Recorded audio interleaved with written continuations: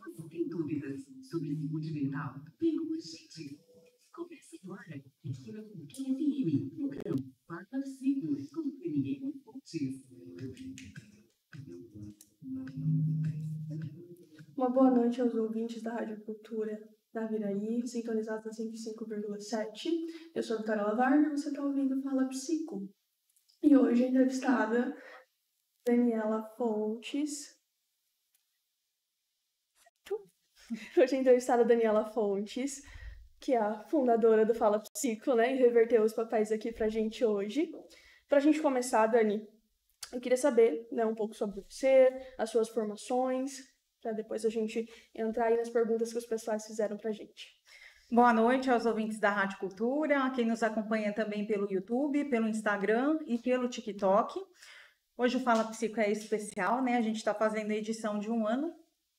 E antes de falar um pouco sobre isso, falar um pouco sobre a minha formação, né? Eu sou psicóloga de formação, me formei em 2008, trabalho na área clínica e organizacional, tenho pós-graduação em gestão empresarial e controladoria, em neuropsicologia, estou me pós-graduando em logoterapia, psicologia criminal e avaliações neuropsicológicas especializadas para pessoas com autismo. Perfeito, um currículo bem extenso. Dani, o que motivou você a escolher a psicologia como profissão? A minha principal motivação, na verdade, quando eu terminei o ensino médio, eu tinha 2 dúvidas, né? Eu não sabia se eu faria o curso de Direito ou se eu faria Psicologia. E eu fiz o vestibular para os 2. E passei no vestibular de Direito e de Psicologia, a Psicologia me chamou primeiro, mas eu tinha algumas dúvidas sobre o Direito, que eu acredito que eu acumularia muitas frustrações de repente, tentar fazer coisas que fugiriam um pouco, né, do meu domínio, ou que fugiriam um pouco da minha dedicação, do meu controle, enfim. E eu encontrei na psicologia uma forma de auxiliar melhor as pessoas, né? Então, eu, como uma pessoa terapeutizada, porque eu fiz psicoterapia quando era criança, né, em vários momentos, na adolescência também. Fica aqui um abraço para a Solange, que foi minha psicóloga, que é psicóloga aqui na Viraí. E eu percebi o quanto a psicologia me auxiliou. E em meio a essas reflexões todas, eu pensei que eu pudesse auxiliar muito mais nesse sentido do que necessariamente só no sentido da justiça. Porque na justiça você resolveu a justiça, mas muitas vezes você não resolve, né, os conflitos que essas pessoas têm. Então, seria uma coisa muito limitada, e eu queria algo mais abrangente, entendendo que a gente vem para o mundo com missões, né? E eu entendo que a psicologia é uma missão para mim. Partindo disso, essa é uma motivação que te levou a escolher a abordagem humanista em específico? A abordagem humanista, ela veio com o tempo. Na verdade, quando a gente faz o curso de psicologia, a gente mergulha em várias abordagens, né? Então, você vê a TCC, que é o cognitivo comportamental, psicanálise. Então, você vê um pouco de cada abordagem. Mas a humanista em específico, por conta de enxergar o ser humano como um todo, não como uma parte. Quando a gente fala da abordagem cognitivo-comportamental, a gente tem um enfoque muito grande na questão do comportamento, né? A psicanálise muito mais voltada para a questão do inconsciente. E a humanista, ela vê esse ser humano integral como parte, né, de um meio social, que sofre interferências sociais. Então, ele é, né, corpo, mente, e tem a questão, inclusive, que inclui a espiritualidade, né, até a visão de propósito de vida. Então, né, acaba agregando todos esses aspectos. E foi a partir disso, de enxergar esse ser humano integralmente, que eu optei pela humanista. Entendi. Como que a abordagem humanista ela influencia na sua forma de ver o paciente, na prática mesmo ali da clínica? A gente já ouviu aqui que você explicou que é de ver o paciente como um todo, Sim. né? Mas na prática, como que isso é aplicado ali dentro da clínica mesmo? Toda pessoa ela é fruto de uma história que ela teve. Então, quando a gente fala sobre abordagem humanista, né, a gente traz muito enfoque aqui e agora. Quando a gente fala do aqui e agora, não significa que eu vá ignorar a história dele, porque ele é fruto da história que ele teve. Só que a gente também entende que o passado ele é imutável. Eu não tenho condições de mudar o meu passado, dependendo do nível de sofrimento, dependendo os conflitos que eu vivenciei na infância, ou até mesmo as minhas frustrações, como é que eu posso falar? Os meus traumas. Eu não tenho condições de alterar isso, mas eu tenho condições de hoje procurar uma forma diferente de enxergar isso para que eu siga de uma forma saudável. Então, o aqui agora é olhar para isso, não é desmerecer o que me houve, mas é olhar para aquilo, né, que me atravessou na vida e a partir disso buscar, né, hoje, aqui agora, uma outra forma de funcionar. Porque a abordagem humanista, ela trabalha com o princípio de autorresponsabilidade pelas nossas escolhas, né, pelas nossas atitudes. E então ninguém é vítima, nós estamos o tempo inteiro no protagonismo da nossa vida. Então a gente, independente do que nos atravessa, a gente tem condições de escolher coisas diferentes. Não é porque eu tive uma vida violenta na minha infância que eu vou justificar ser violento agora. Então eu tenho poder de mudança em relação à vida. Então é trazer esse princípio de autorresponsabilização e de consciência para que as pessoas consigam, né, não vão mudar o passado, mas que elas possam, né, melhorar o seu futuro a partir das escolhas que elas fazem no presente. Sim. Te olhando assim como um todo, dentro da abordagem humanista, nesses 15 anos, né, de experiência na sua formação, né, desde então, consegue dar algum exemplo, né, de alguma experiência, tanto em clínica quanto na parte organizacional, né, que te trouxe um aprendizado, né, dentro desse contexto todo? Na verdade, eu falo que a aprendizagem a gente tem a todo momento, né? Porque quando a gente está ali no setting terapêutico, em contato com o paciente, você acaba aprendendo muitas coisas, né? E o que mais me ensinou durante todo esse período, o maior aprendizado, nem é como uma questão de alguma história que eu tenha vivenciado, mas é de aprender sobre a minha pessoa, de que eu não tenho resposta para tudo. Porque até no acompanhamento terapêutico, a gente trabalha o autoconhecimento também, né? E as pessoas nos auxiliam a ver isso, né? A entender quais são as nossas limitações, quais são as nossas fragilidades e entender que a gente não tem resposta para tudo, né? Muita coisa, assim, que eu acreditava que eu teria condições de lidar de uma forma tranquila, né? Eu, em muitos momentos, não lidei de uma forma tranquila, né? Aquilo mexeu comigo. E isso assusta um pouco o terapeuta, que ele está ali preparado, né? Ainda que a gente tenha toda uma visão humana, mas a gente quer manter uma neutralidade em relação àquilo que a gente está vivenciando, né, no atendimento. E nem sempre a gente consegue manter essa neutralidade. Eu acredito que tudo que me atravessa nesse sentido é ponto que me leva para o crescimento. Então, são as experiências que eu acabo me desenvolvendo a partir delas. Entendo. Dani, você começou como psicóloga organizacional, antes de partir para psicóloga clínica, né? Sim. Dentro desse processo, né, de atuação na área organizacional, tem de alguma forma isso contribuiu para a sua prática clínica? Contribui, né? Porque como a gente fala da psicologia humanista, que o ser humano ele é um todo, muitas coisas têm interferência do trabalho também. A gente sabe o quanto o meio organizacional ele interfere também na saúde mental, né? E às vezes isso não é enxergado dentro das empresas e às vezes a pessoa também não leva aquilo para o setting terapêutico porque ela não acredita que aquilo ali possa ter interferência em relação ao estado dela, e tem muita interferência. Então, eu acredito que a experiência na área organizacional me traz essa sensibilidade, né? Até por ter, né, trabalhado na área e ter adoecido em decorrência do trabalho também, porque eu já tive burnout.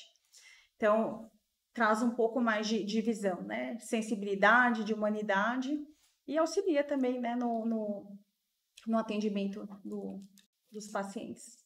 Atualmente você continua trabalhando na parte organizacional também ou está especificamente na parte clínica? Atuo na área organizacional, né, pontualmente, não é uma área que eu tenha foco hoje. Meu maior foco é a área clínica, né, mas continuo trabalhando na área organizacional. Até porque a gente entende que o clima organizacional, se ele não for um clima equilibrado, um clima saudável, ele também contribui para o adoecimento das pessoas. Entender esses processos é importante para a gente trabalhar também. Então, eu vejo a área organizacional como um trabalho preventivo para evitar, pelo menos, que as pessoas adoeçam por conta dele, né? Sim, sim. Você comentou que é neuropsicóloga também, Sim. né? E neuropsicologia ela é mais a parte do comportamento, né? Que entra ali aquela questão da abordagem TCC também, né? Dentro da formação em neuropsicologia, isso ampliou a sua visão no comportamento humano? Como é que você traz isso, né, dentro da abordagem humanista para dentro da clínica? Como é que você faz esse caminho das duas? Olha, eu falo que tudo vem para agregar. Quando a gente está atuando na clínica, a gente precisa ter um conhecimento considerável em relação a transtornos, né, de personalidade, em relação a outros tipos de transtorno afetivo, enfim. Até para que a gente consiga atuar com a pessoa. Só que nem tudo se resume a isso, né? A gente também tem transtornos neurodivergentes, a gente tem pessoas que acabam passando, né, por um declínio cognitivo em decorrência da idade ou por alguma demência que vem fora de tempo. Então, assim, tudo isso contribui para que a gente consiga ser auxílio para os pacientes. Nem tudo, né? Às vezes você atende um paciente que ele é procrastinador, e você percebe nele ali que ele tem, né, uma tendência a procrastinar. Se você não tem um conhecimento relacionado a essa área neuropsicológica, talvez você fique trabalhando ali, chovendo no molhado, sem conseguir resultados, porque você não entende o fenômeno que está acontecendo ali. E às vezes é uma questão de, né, que as pessoas falam, o TDAH está na moda, né? Não é nem moda, né? Tem gente que é mal diagnosticado, eu concordo que sim. Só que tem muita gente que tem TDAH e sofre diversos prejuízos por não ter diagnóstico, né? Porque a pessoa se sente incompetente, se sente incapaz, né? E não é uma questão de vontade, não depende da vontade, ela depende, né, do funcionamento do próprio cérebro. Então, quando você entende isso, você tem uma condição melhor de né, auxiliar o seu paciente. Então, eu vejo como algo que trouxe um pouco mais de visão para mim, né? Ainda que eu não me apegue tanto a essa questão de abordagem, que eu julgo que é um referencial teórico importante, mas eu gosto muito da frase, né? Conheça todas as teorias, né? Domine todas as técnicas, mas ao lidar com uma alma humana, seja apenas outra alma humana. Então, acho que essa humanidade, ela é fundamental. Mas o conhecimento, ele traz humanidade também, porque ele traz sensibilidade para você perceber as interferências e os prejuízos que alguns transtornos podem trazer para a vida das pessoas. Perfeita colocação, Dani. Pessoal, nós vamos para um breve intervalo, já a gente retorna, tá bem? Fiquem ligados aí que a gente tem muita coisa legal para ver ainda.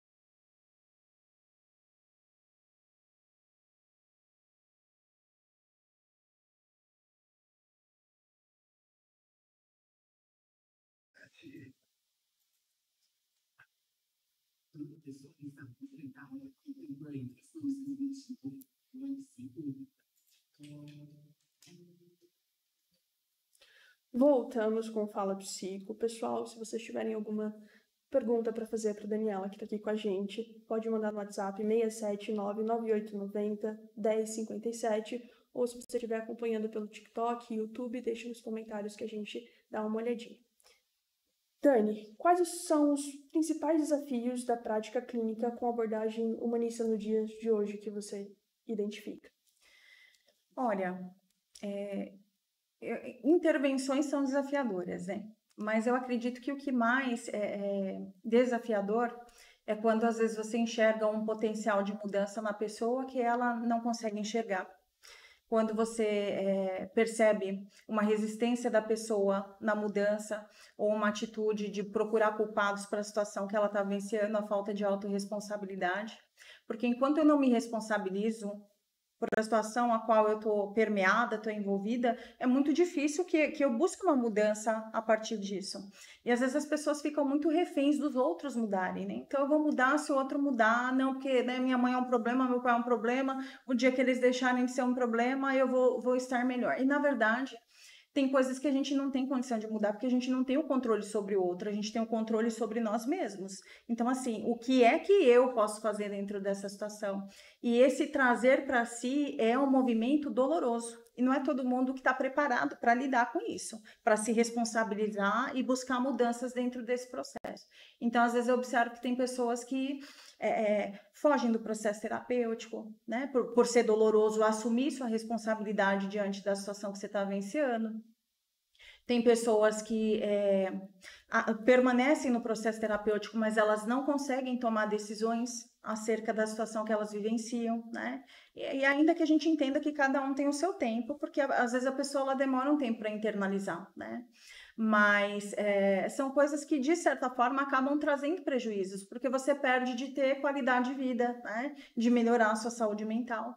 E tem situações onde as pessoas têm ganhos secundários também. Então, se ela resolve aquela situação, ela vai deixar de ter o ganho que ela tem, às vezes dentro daquela condição que ela está vivenciando. Então, nem todo mundo está tão adepto assim, né? E, é claro, né? Não é geral, mas assim, não é todo mundo que está adepto a ter perdas no processo quando você tem algum tipo de ganho, né? Então, são esses pontos que eu acredito que acabam interferindo bastante. E a gente, como profissional, ainda que a gente entenda que a gente não tenha poder de mudar a vida de ninguém, que a gente está ali como auxílio, né? Mas 90% da mudança depende da pessoa, a gente está num papel de orientação. Mas a gente se frustra também, né? Porque você fala, nossa, né? Onde é que eu estou falhando, que eu não estou conseguindo, né? Auxiliar essa pessoa para ter esse insight, para ter esse start, né? Que é tão necessário para que ela consiga mudar a vida dela. Observando, assim, no geral, eu acho que a porcentagem de pessoas que estão mais adeptas à mudança, eu acredito que com a questão do conhecimento já tem melhorado bastante, Sim, né? sim. Tem bastante. Quando isso acontece, quando a pessoa é mais resistente à mudança, como é que você conduz isso dentro ali da terapia? É só respeitar o espaço dela mesmo? Tem alguma ferramenta, alguma metodologia que a gente consegue aplicar para que essa pessoa mude a perspectiva, né? Olha, eu gosto do confronto. Tem situações onde a gente precisa confrontar a pessoa para que ela consiga enxergar aquilo que está acontecendo com ela, né? Mergulhar, refletir. Então, confrontar a pessoa, eu acredito que é uma ferramenta. Mas eu procuro fazer isso com muita cautela, né? Eu falo que a gente tem que ser muito cirúrgico nisso. Porque a gente, quando a gente está lidando com a dor humana, a gente está lidando com as pontas do iceberg, né? O efeito cebola. Você não sabe o que está lá dentro.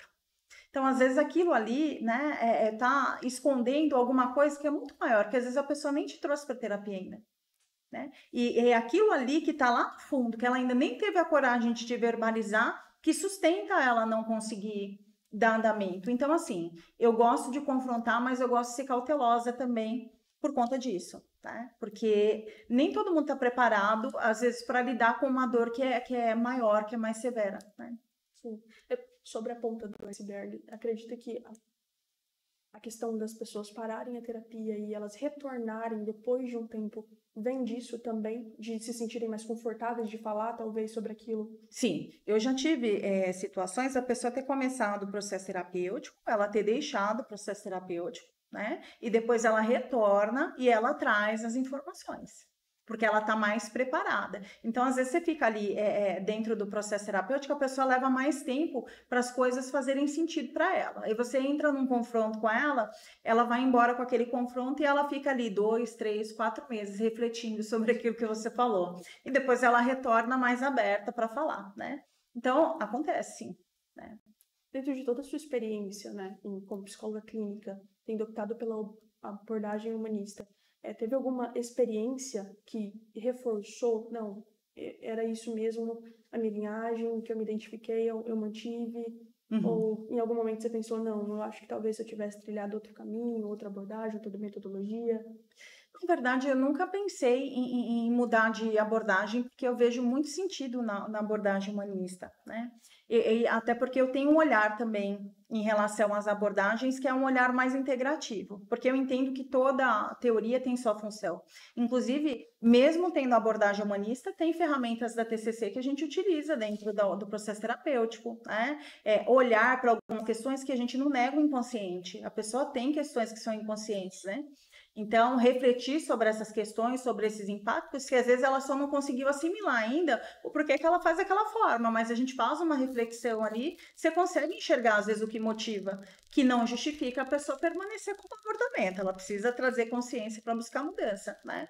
Então, assim, eu nunca pensei em mudar de abordagem, mas eu procuro sempre me especializar, né, com mais abordagens para que eu consiga ter melhores resultados. Então, a gente tem a logoterapia que está na abordagem existencialista, né, que é muito em linha com a abordagem humanista, que é o que eu tenho feito agora, a especialização, porque eu vejo muito sentido, né, porque traz a mesma visão de autorresponsabilidade, mas traz a visão de sentido e propósito para a vida. Muita gente não tem sentido na vida, não consegue encontrar um sentido na existência, não consegue enxergar um propósito, e acaba atribuindo muitas vezes às coisas o sentido da existência.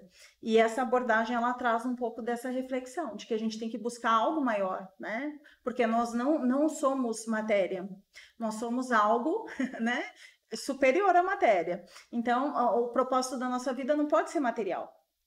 Né? A gente tem que pensar em contribuição. Você existe para quê? Qual é a contribuição que você quer deixar para o mundo? Qual é o seu legado?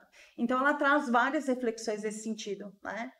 E eu gosto muito, eu acho encantador e assim, eu sou muito curiosa, então eu estou sempre buscando, né? Você me conhece. Sim. Então, a abordagem escolhida por um profissional não é determinante especificamente para o processo que ele vai, né? Pode ser que ele agregue outras durante o caminho. Sim, tem profissionais que são muito rígidos, que tipo, eles escolhem ali a linha da psicanálise e seguem muito à risca, né? Mas eu falo que com tudo que a gente, né, vem vivenciando e como a gente vem enxergando hoje a forma do funcionamento da mente, restringir demais e às vezes perder a oportunidade de atingir o potencial, até porque às vezes aquela ferramenta que você vai aplicar não vai atingir aquela pessoa, então você tem que buscar outras abordagens, mas claro que você tenha domínio, você não vai lá estar aplicando, né, uma técnica que você não domine, mas dentro da tua linha de domínio você vai, né, buscando ferramentas sim, e às vezes a ferramenta que você encontra está dentro de outra abordagem. Certo. Dani, já aconteceu o paciente chegar na clínica e procurar um atendimento rápido, que aconteça, tipo, olha, amanhã eu já quero parar de fazer terapia, resolva agora, em 1 hora. Assim, quantas sessões eu vou precisar? Eu vou precisar vir mais alguma vez? Acontece. E a gente sempre vem trazendo, né, a consciência de que a mudança ela não é um botão. Tudo que você né, desenvolveu e você, né, criou a partir da tua experiência de vida. Quantos anos você levou para se transformar naquilo que você é? E esse processo não é algo que você muda do dia para a noite. Até porque eu também não acredito em mudança que a pessoa ela, né, muda de uma hora para outra, porque a mudança ela também é um processo. É uma metamorfose, onde a gente se dispõe a trazer consciência para aquilo que a gente faz e devagar e trazendo essa consciência e buscando a mudança, né? Eu falo que tem 3 etapas para um processo de mudança. Tem coisas que a gente não tem, né, noção que faz, que daí não entra nem numa matéria de inconsciente, mas a falta de percepção mesmo. Que você não percebe o que você faz. Quando você cria consciência, você vai pensando sobre aquilo, você começa a perceber depois que você faz. Você fez, você percebe, você fala, opa, olha, eu fiz isso. À medida em que você vai trazendo essa consciência, com o passar do tempo, você percebe a hora que você está fazendo. E depois você percebe a tendência comportamental que você tem. Daí é importante a gente ter autoconhecimento, porque você percebe, tipo, olha, né? E você consegue, a partir do momento onde você percebe a sua tendência, você direcionar a sua conduta. Por que a maioria das pessoas elas têm dificuldade de mudar comportamento? Porque elas vivem no automático, elas não têm nem consciência do que fazem, né? E eu não vou dizer nem que é uma questão de inconsciente, mas é automatismo. Então a gente não pensa para fazer as coisas. Vem alguém, às vezes, né, com uma demanda para você tá ali sobrecarregado e você dá uma resposta de qualquer jeito, a gente não se dá o tempo para pensar, né, para ver qual vai ser, né, a forma mais saudável, mais funcional, mais assertiva para se posicionar. E é onde a gente vai, né, atropelando a vida. Tem muita gente atropelando a vida e não está buscando trazer consciência para buscar essa melhoria e para se melhorar, né, no decorrer dessa passagem, dessa existência que a gente tem aqui. Esse atropelamento, você acredita que venha dessa questão geracional que a gente vivencia hoje? Ou é algo que você acredita que sempre existiu, do ser humano mesmo? Eu acredito que tem a interferência, né, da evolução mesmo, né? Eu me lembro quando era criança que tudo era difícil, né? Você tinha um telefone que a gente conversava, quem tinha condição de conversar, era uma vez por semana no telefone, ainda assim na casa de quem tinha um telefone. Então eu lembro que eu ia para casa dos meus padrinhos para poder fazer ligação para minha família, né? Porque a minha família é nordestina, de Alagoas. Meus pais queriam falar com os meus avós, então eles ligavam para lá e a gente ia lá e tinha que falar rápido, não podia falar muito. E aí o dono anotava lá, né, que no caso era o meu padrinho, anotava o dia e a hora que chegava a conta com o extrato, pagava. Então, assim, tudo a gente tinha que trabalhar a questão do tempo, você tinha que saber esperar, né? Você mandava uma carta, não tinha isso de você ficar, né, mandar uma mensagem e chegar na hora, né? O que chegava na hora era fax. Mas o contrário era... você mandava carta, você tinha que esperar, né? 15, 20, 30 dias, dependendo da localidade que você mandava. Hoje a gente tem uma vida com a velocidade da informação muito rápida e a gente fica tentando acompanhar isso. E eu acredito que o atropelo vem disso, dessa falta de consciência, porque a gente hoje faz 300 coisas ao mesmo tempo, né? E isso, de certa forma, acaba dificultando o nosso nível de consciência, sim, em relação àquilo que a gente está fazendo, em relação aos nossos comportamentos, né? E, consequentemente, a outras esferas da vida também. Perfeito. Então fica uma dica aí pro pessoal para se observar. Sim. Se observem, diminui o ritmo. Pessoal, a gente vai para mais um intervalo, tá? Já a gente retorna. Fica ligadinho aí com a gente.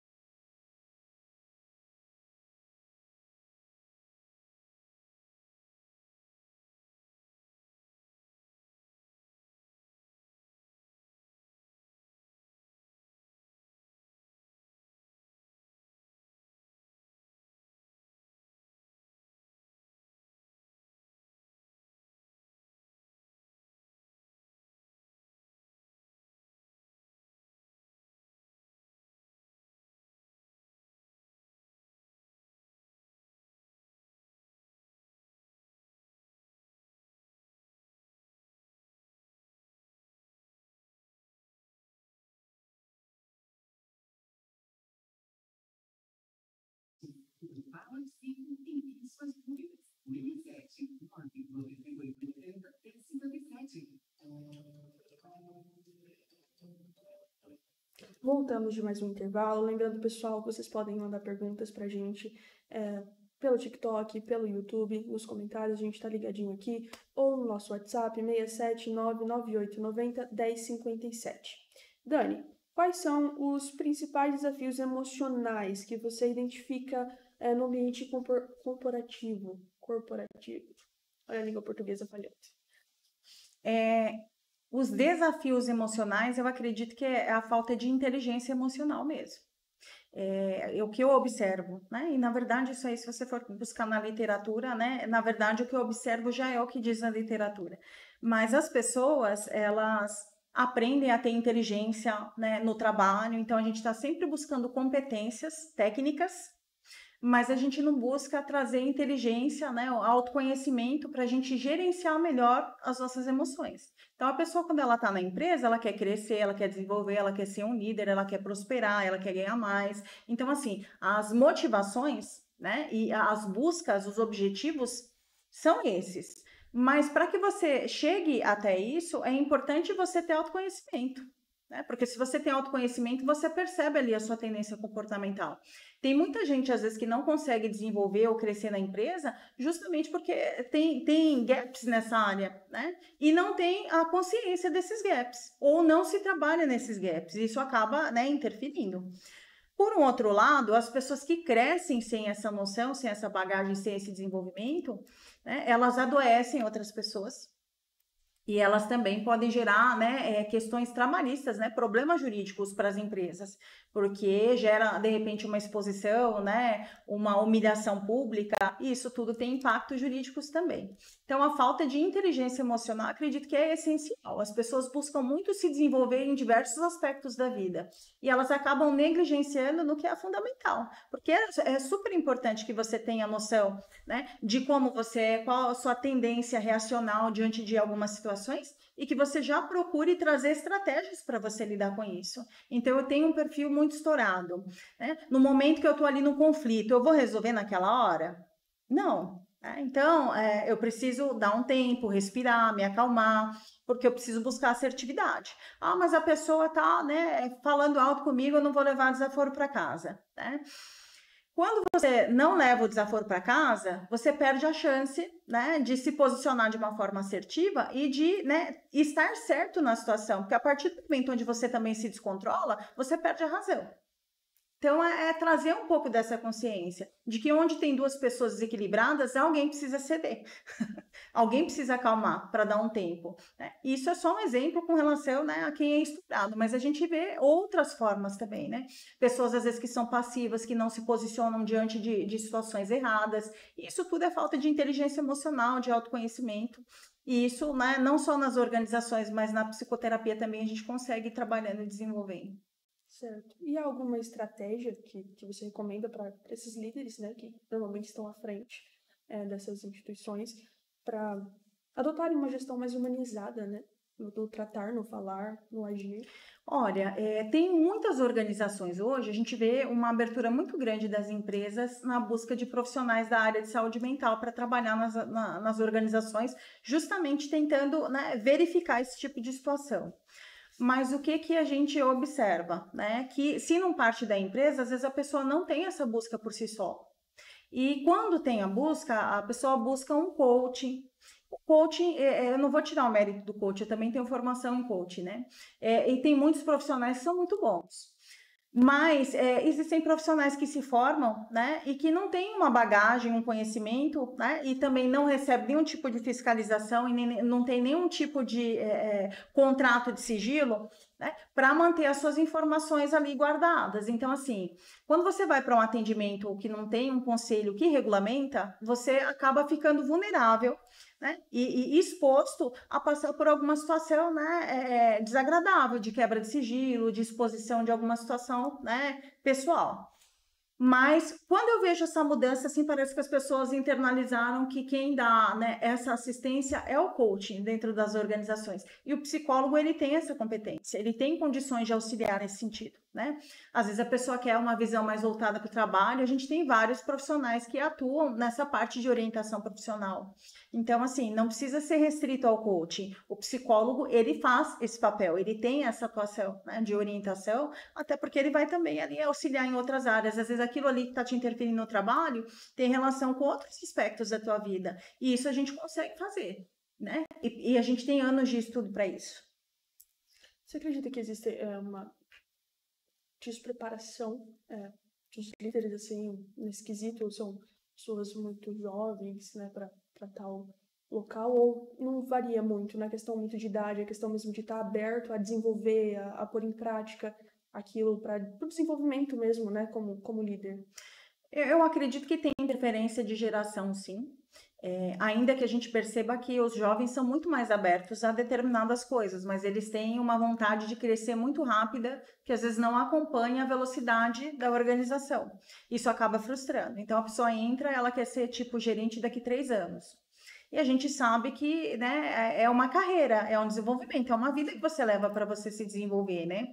Isso às vezes gera algum tipo de frustração e pode interferir sim no desempenho dele, na relação interpessoal, mas muito mais pela vontade de crescer ou até de se desmotivar, do que necessariamente por falta de tato com pessoas. Mas isso já configura uma falta de inteligência emocional, porque tem uma baixa tolerância à frustração, uma ansiedade envolvida que precisa ser tratada, né?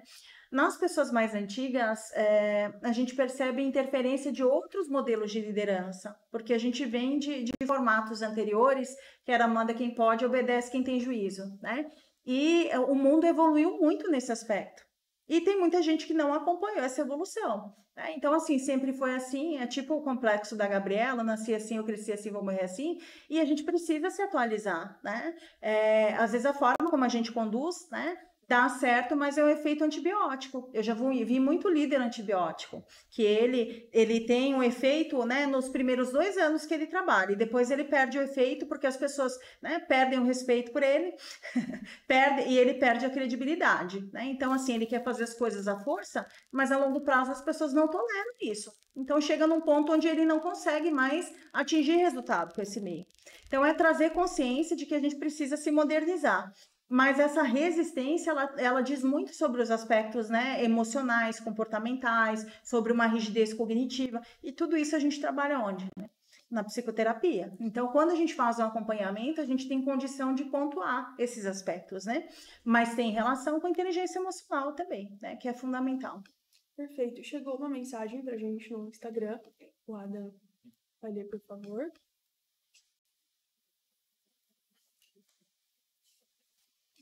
Dani, o pessoal mandou uma mensagem aqui pelo Instagram. A última pergunta é o seguinte: o que se pode fazer quando um trauma do passado sobrevém toda vez que determinada situação acontece? Essa é do Ricardo. Ótimo. Quando a gente fala de trauma, a gente fala de caminhos neurológicos que foram construídos, né? E a forma como a gente assimila esses eventos, a gente assimila através da intensidade emocional. Então, a gente tem várias ruas neurológicas no cérebro e tudo que a gente vai vivenciando, a gente vai registrando a partir dessas intensidades, né? Tanto que, assim, algo que não teve tanta intensidade, às vezes a gente não lembra, mas uma coisa que fez muito mal para nós, uma coisa que deixou triste, que deixou com muita raiva, que deixou muito feliz, a gente consegue encontrar o caminho e o local onde aquilo ali está armazenado. Olha, foi assim, o dia estava assim, eu estava com tal roupa. Então, a gente tem riqueza de detalhes na memória em decorrência desses marcos, né? Tem situações que são muito traumáticas, às vezes, que a memória bloqueia, mas isso, né, são em situações muito, muito sérias. Mas no dia a dia, naturalmente, ali a gente vai recordando, né? E essas memórias, elas são acessadas através de gatilhos. Então, algo que me remeta àquela experiência, aquela memória vem e aquela intensidade emocional também vem. Quando a gente fala sobre essa questão dos traumas, a gente fala sobre ressignificação. Então, assim, o que me passou me atravessa. E aí, dentro do processo terapêutico, a gente vai desenvolver formas de ressignificar aquela situação que foi vivenciada. Então, eu vou tentar trazer uma neutralidade para aquela memória. Não significa que eu não vá me recordar dela, mas eu não vou trazer mais com tanta intensidade emocional. E a gente vai trabalhando isso, vendo outras formas de interpretar a situação que aconteceu. Mas é algo que requer muita habilidade. Por quê? Porque se você faz a pessoa ficar revivenciando o trauma, você corre o risco de retraumatizar a pessoa. Quando a gente fala sobre algumas técnicas que trabalham especificamente com o trauma, o maior cuidado é esse, para você não retraumatizar. Porque se você fica colocando a pessoa para ficar revivenciando um trauma, isso pode ser muito prejudicial para ela, né? Então, trazer a técnica para levar essas ressignificações, né? Então, é possível a gente ressignificar, só que a gente precisa de auxílio de um profissional, né, formado, que tenha condições de trabalhar nesse sentido. Perfeito. Tem mais alguma pergunta, Adam? Tem a pergunta também Só um minutinho. Da Carla Priscila. Ela perguntou: como lidar com déficit de atenção nos estudos? Bom, déficit de atenção. É muito interessante quando a gente fala do déficit, entender as causas, porque nem todo déficit de atenção vai ser um TDAH. Às vezes a pessoa está vivenciando alguma situação, ela está com alguma deficiência de vitamina, né? Ou ela está numa condição de muito estresse, onde isso acaba interferindo. Então, o primeiro passo é identificar, né, a origem desse déficit. Se é uma origem mesmo, né, de um transtorno neurodivergente ou se é uma situação esporádica acontecendo. Identificado, aí você precisa, né, trabalhar com as vertentes. Até porque a gente tem que entender o ser humano na totalidade, né? Deficiência de vitamina pode acarretar isso? Pode. A gente vê cada vez mais, né, a ciência explicando muitos fenômenos. E sim, pode acontecer, né? A medicina tem explicação para isso. Mas a gente tem que entender o motivo e precisa, né, trazer manejos para isso. Então, é uma questão de vitamina, enfim. Aí você vai suplementar para que você tenha a correção, né? Que daí já é mais um aspecto médico. Só que a gente, como psicólogo, a gente precisa ter essa consciência. Porque a pessoa chega com a gente, pra gente com a demanda, e às vezes ela não passou por um profissional para fazer um check-up. E a gente fica ali tentando auxiliar e em vão. Por quê? Porque depende de outros fatores que não são necessariamente, nem todo déficit de atenção vai ser uma questão, né, emocional, mental, que a gente tem interferência ali no momento. Então, a gente tem que ter esse conhecimento para a gente saber orientar, né? Tô passando por um estresse. Então, a gente vai tentar identificar dentro dessa rotina o que precisa ser ajustada, né? Tem muita gente apresentando, né, déficit de atenção, dificuldade de se concentrar, porque tem uma rotina caótica, não dorme bem. Você vai ver o hábito da pessoa. Ela não dorme bem, ela não se alimenta bem, ela não se hidrata, né? Não descansa, não faz atividade física. Isso interfere? Interfere também. Então, são pontos que a gente precisa trazer visão, né? Mas, não, é um déficit de atenção relacionado a um transtorno neurodivergente. Aí precisa de atuação, né? Existem casos que aí você vai ver qual é, né, a severidade do transtorno, mas tem casos que você precisa entrar com interação medicamentosa e outros casos você consegue, né, desenvolver manejo através de algumas estratégias, que é trazer mais organização, né, associar alguma coisa prazerosa àquilo que você tem dificuldade para fazer. Então, né, eu gosto de ouvir algum tipo de música. Então, você tá ali, coloca o som baixinho e vai fazendo porque você consegue dar andamento naquilo. Porque às vezes você não consegue sustentar a atenção concentrada, mas a atenção difusa você consegue. Então você consegue prestar atenção em duas coisas ao mesmo tempo. E o cérebro ter essa resposta te leva a ter um desempenho. Depois você passa lá e revisa tudo que você fez, mas são estratégias que funcionam. Então a gente tem que tentar entender qual é para fazer o manejo adequado, né? Essa é uma delas, mas existem outras também, que aí vem de toda uma parte, né, de organização e compreensão do caso, né, e da rotina, dos hábitos da pessoa, para que a gente consiga orientar da melhor forma. Mas tem casos que é tratamento, né, medicamentoso, outros suplementação, outros organização de rotina de vida e outros é só uma questão de organização do manejo mesmo. Perfeito, perfeito. Respondido, eu acredito. Tem muitas vertentes, então, tá? Sim, é bom sim. identificar, se você se identifica com todas as vertentes e procurar um profissional adequado para poder realizar isso. Só um adendo, Vitória. Quando a gente fala de déficit de atenção, é fundamental a gente entender quando começou. Porque quando a gente fala de um transtorno neurodivergente, isso vem desde a infância. E, né, não, eu estou agora com dificuldade de me concentrar, então aí você já descarta, né, o TDAH, porque o TDAH não é uma situação pontual, é um problema que, né, atravessa a pessoa no decorrer da vida inteira. Perfeito, perfeito. Pessoal, nós vamos para mais um intervalo, já já a gente volta. Fica ligadinho aí com a gente.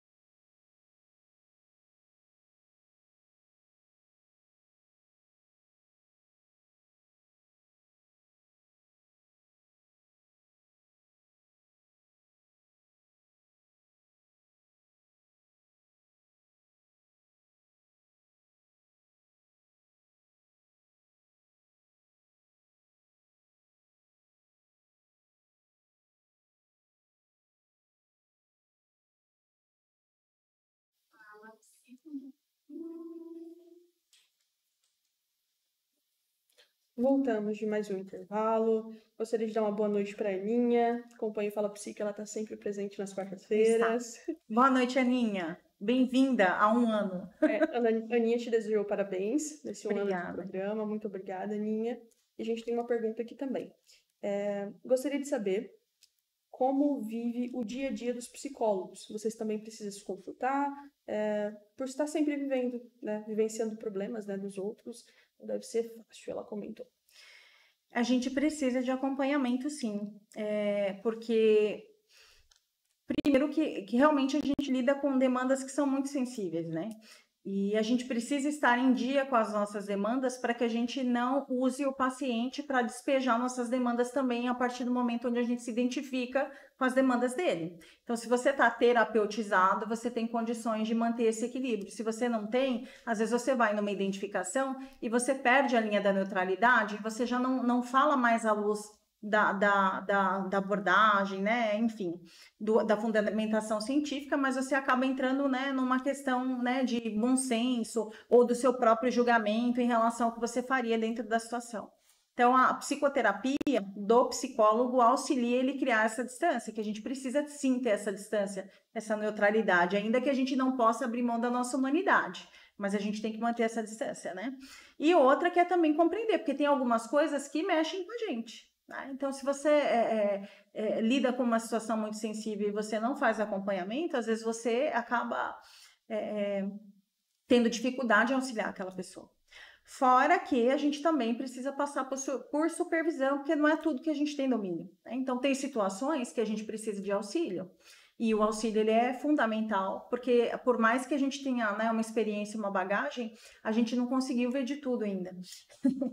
Né? A vida ela traz, né, novidades o tempo inteiro, então a gente precisa de supervisão para a gente saber, né, a forma de lidar com determinadas situações que aparecem no contexto terapêutico.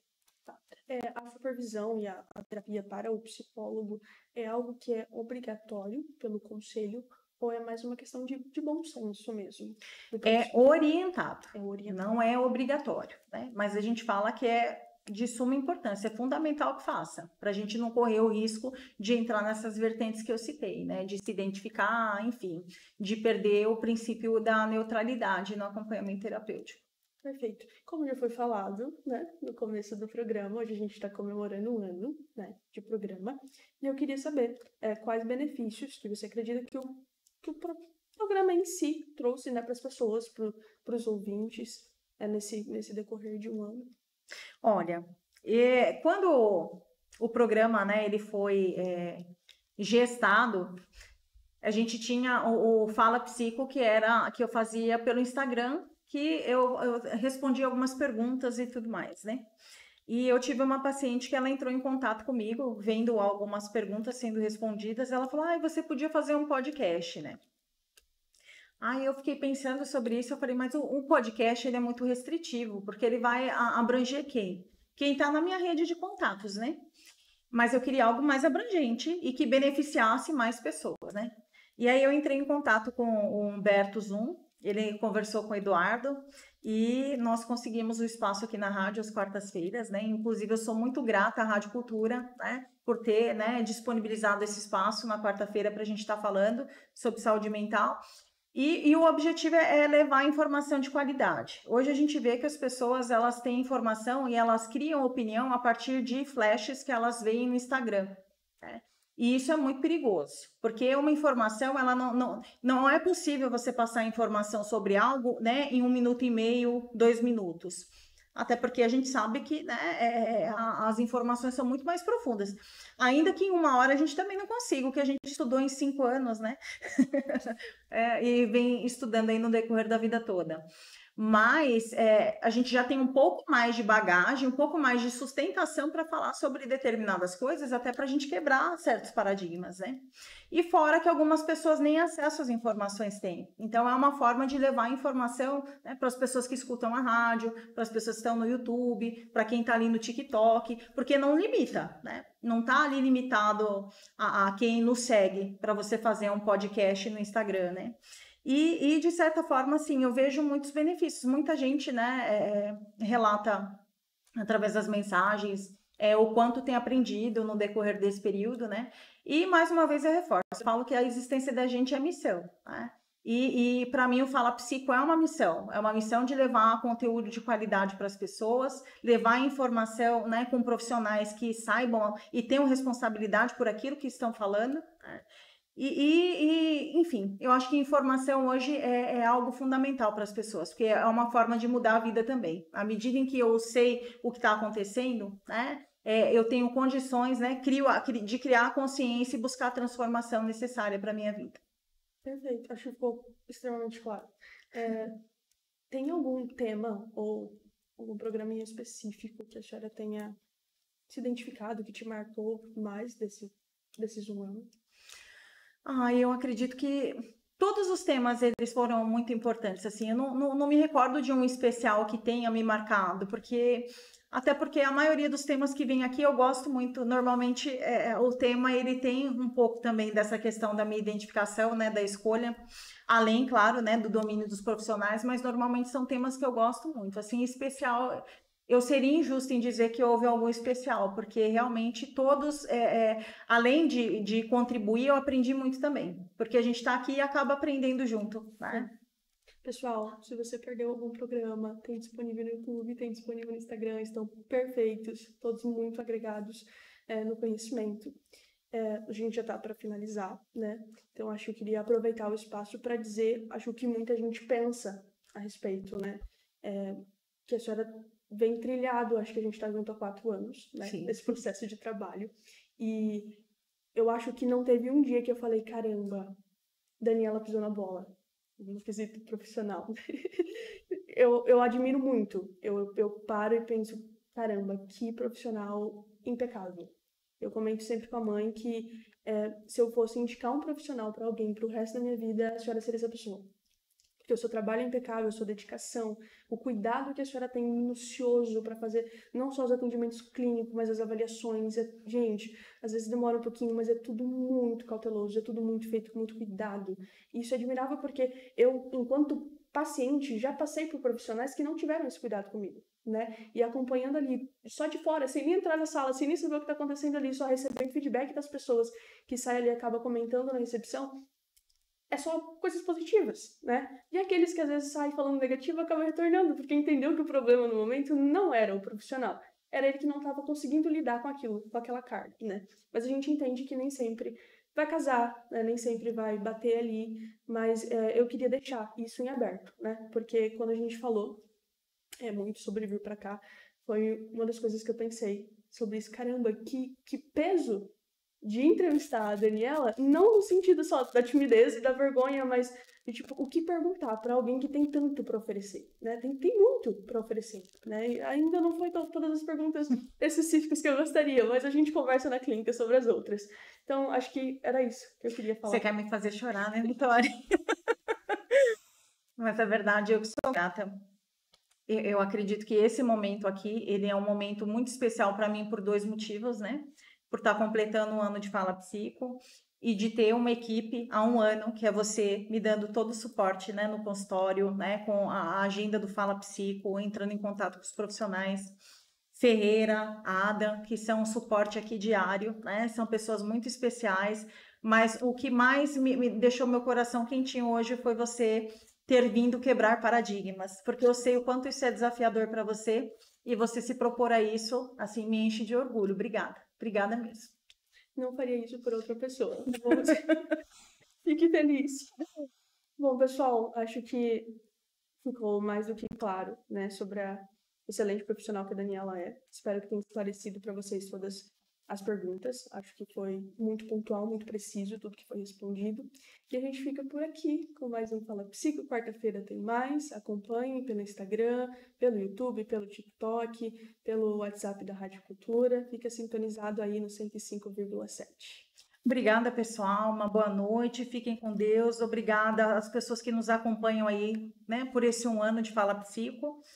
E muitas novidades virão por aí. Muitíssimo obrigada. Obrigada, Rádio Cultura, por disponibilizar esse horário. Mais uma vez, reforço aqui, né, o papel da rádio, que foi de fundamental importância para que esse projeto se realizasse. Uma boa noite, fiquem com Deus e até semana que vem.